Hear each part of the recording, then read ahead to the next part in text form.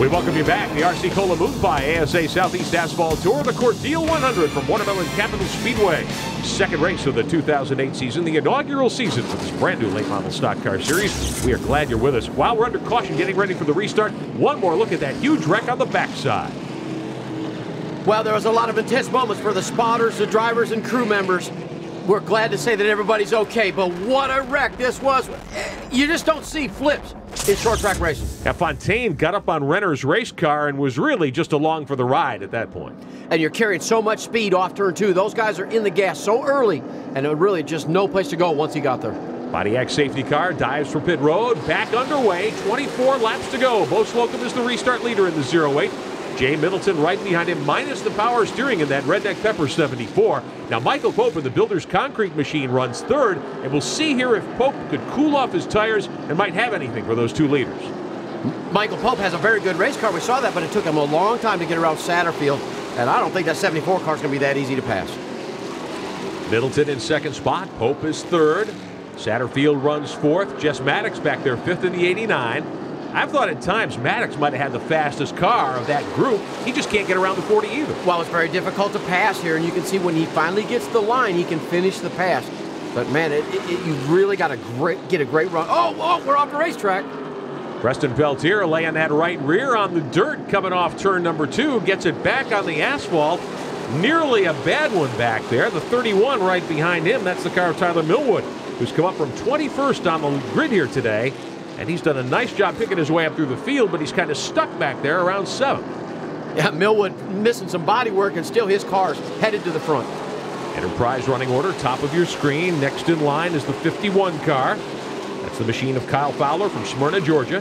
Here comes the 31, trying to make the move. Millwood on the inside, trying to work his way by Preston Peltier. Peltier, and there is some rubbing back there, some heavy contact between those two. Peltier gets roughed up just a little bit. Boy, they're not giving each other much room. Well, we talked about being patient earlier in the race. We're getting down to that time in the race where you've got to make it happen. They're trying. Taylor Satterfield in the 40 car, giving ground on the inside. Just Maddox there in the 89. Side by side. Maybe we'll find out if Maddox really has as good a race car as it has appeared at times this afternoon. Well, I sure do like the way that car turns. He gets in the middle of the corner. He can turn the wheel down and accelerates hard off the corner, and he's been able to do that pretty much all day long. Side by side for fourth, top three, single file as the laps wind down here in Cordele, Georgia. Maddox leaning on Satterfield. Maddox on the bottom in that red 89. Looks like he's going to pick up fourth spot here. Well, you say leaning on Satterfield. I think Satterfield's kind of just trying to cut that front straightaway down just a little bit. Caution out. 17 to go, and the yellow flag waves again. Kyle Fowler there in the 51F. Problems for that young driver out of Smyrna, Georgia. He is back on the racetrack, but he did bring out the yellow. Here's another look. A little bit of contact or a little bit of help, if you will, to go around the corner. Turn 2 again. Chris Cable, Stephen McCurley also involved. Black flag for the 31 car. A rough driving penalty on Tyler Millwood. Well, this series brings together several different kinds of late model asphalt stock cars, different horsepower and weight combinations. Mark Allen talked to Mike Cope about this earlier. This car, in particular, has a spec engine in it, which makes 600 horsepower with a 4-barrel carburetor. You take and put a 500 2-barrel on the car, and it cuts it down to in the 490s. And we had to haul 100 to 150 pounds more lead than the other cars do. But what it does is a guy with any local track that has a late model that we travel to can put a little bit of weight on, put a little carburetor on, move some things around, and he can race. So if we have 30 cars that travel with the series, and they have 10 or 15 local cars, now we've got 45 cars vying for a 36 or 26 car field. That's exciting. It's good for television. It's good for the economy in the area. It's good for everything. And I agree with Mike. It is good for everything. The way that used to be racing, you go to the local tracks, those guys can be involved, and the fans love it. Handful of laps to go here in Cordele, Georgia. Single file down into turn number 1. Race still in the hands of Bo Slocum from Macon, Georgia, just up the road. Middleton, no power steering in that Redneck Pepper car. Continues to run second.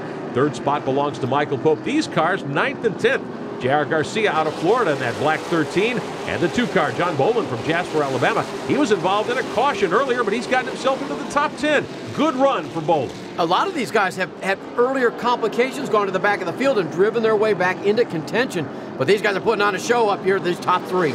Michael Pope, meantime, that Builder's Concrete car in third, hoping to get a shot at the victory here as the laps wind down in Cordele.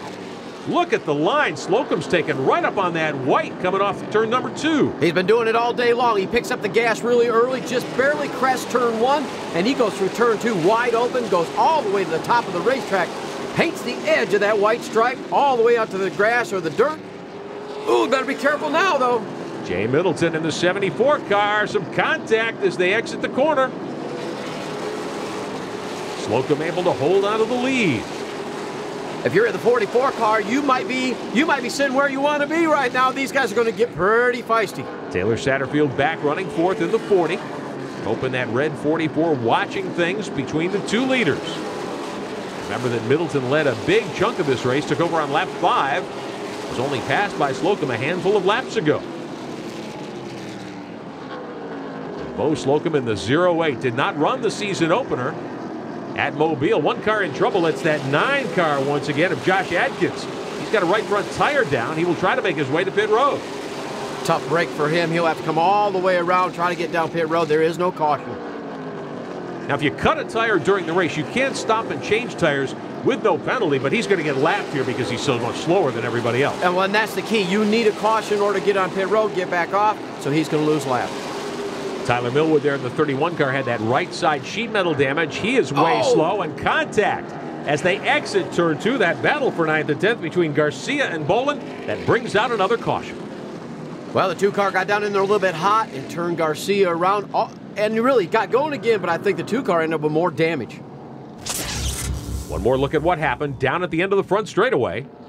Did Garcia turn across Bolin's nose there? Well, I think what it is we're getting late in the race. Impatience, you're just trying to make a hole, make something happen to get to the front.